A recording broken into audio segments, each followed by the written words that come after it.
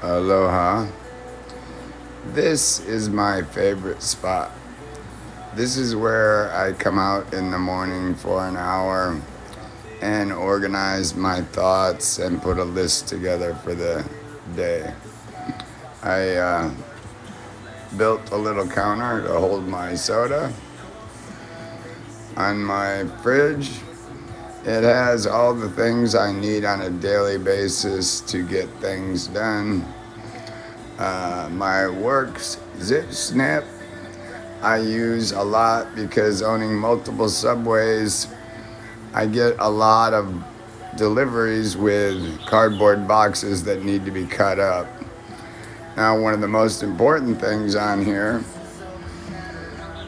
is my Budweiser bottle topper. But yeah, it's important to have a place where you can come and there's no distractions. And before you watch TV or read your emails, you get your day put back together the way you want it.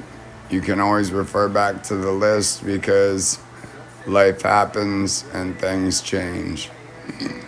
Anyway, aloha and stay safe.